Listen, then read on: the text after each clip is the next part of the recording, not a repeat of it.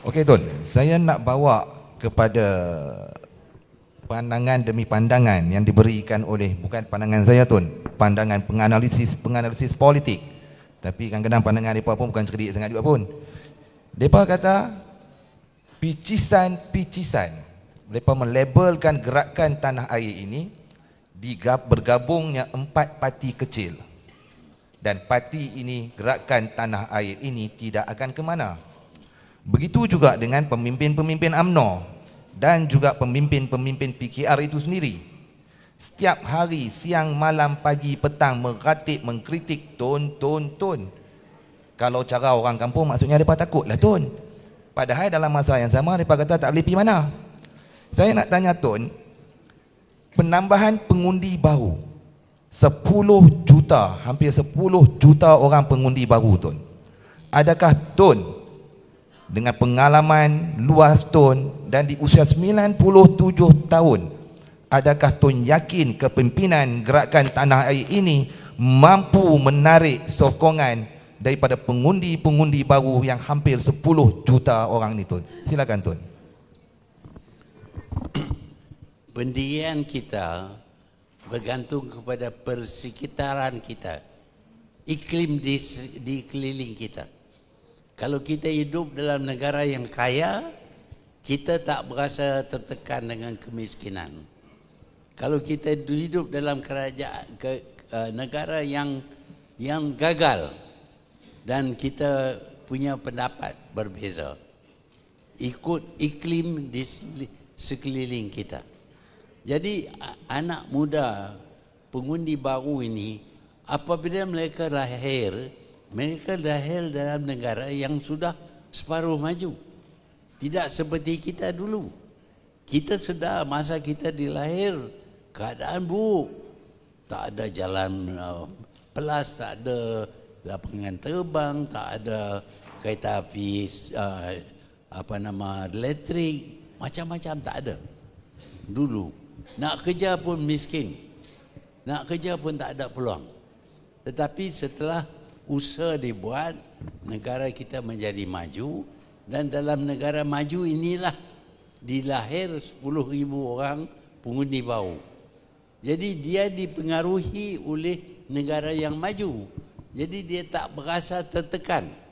Tetapi kalau kita terang kepada dia, keadaan ini tidak kekal. Di masa hadapan dia akan jadi lebih buruk. Umpamanya kita bagi Singapura, kita jual kepada British. Penduduk Singapura, masa kita jual Singapura kepada British, adalah nelayan-nelayan Melayu daripada Johor, orang Johor, nelayan. Tetapi mereka tidak maju. Mereka terima masuk dalam Singapura ramai orang-orang yang lebih cekap daripada mereka, khususnya orang-orang Cina.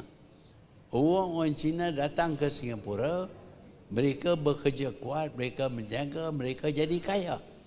Bila mereka jadi kaya, mereka beli tanah semua. Akhirnya seluruh Singapura itu dimiliki oleh orang Cina, dan penduduknya semakin ramai orang Cina. Sekarang ini 75% daripada penduduk Singapura adalah orang Cina. Jadi bila Singapura dapat kemerdekaan, yang merdeka ialah orang Cina. Orang Melayu tak ada hak langsung. Bukan kerana orang Cina sengaja nak buat macam itu, tetapi orang Melayu tak mampu perkayakan diri mereka. Sebab itu kita kehilangan Singapura. Jadi di dalam negara kita ini, di masa hadapan, kalau kita tidak perkayakan orang Melayu, maka mereka akan jual tanah seperti orang Singapura Melayu jual tanah. Lama kelamaan, walaupun negara mungkin dipanggil sebagai tanah Melayu, tetapi pemiliknya bukan Melayu. Jadi ini yang akan berlaku. Tetapi kalau ada kesedaran di kalangan kita, ini akan berlaku, maka kita boleh ambil tindakan untuk menghalang negara kita ini daripada dimiliki oleh orang lain. Ini memerlukan kita diri satu kerajaan yang prihatin, kerajaan yang sedar tentang masalah orang Melayu dan jarak antara Melayu dengan Cina ini. Kalau kita berkuasa, katalah parti Gerakan Tanah Air ini berkuasa, kita sedar tentang kemiskinan orang Melayu dan sikap mereka menjual tanah. Dan kita boleh ada dasar-dasar yang akan menyelamatkan tanah yang dimiliki oleh orang Melayu.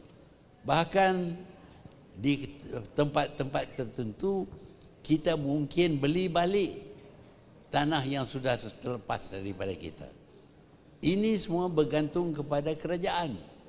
Kalau kerajaan itu tidak sedar, maka lama kelamaan kita akan hilang negara kita.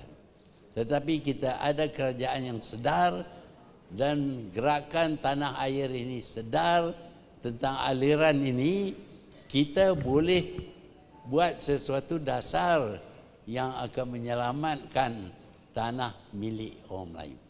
Sebab itulah kita adakan Gerakan Tanah Air ini. Kita harap kalau disokong oleh rakyat, kita akan jadi kerajaan, dan kerajaan ini akan berusaha menyelamatkan orang Melayu, bukan dengan merampas harta orang Cina, tidak. Mereka juga akan maju, tetapi kita akan majukan lagi orang Melayu. Ada cara yang kita boleh lakukan. Terima kasih Tun. Soalan seterusnya daripada Datuk Nizam.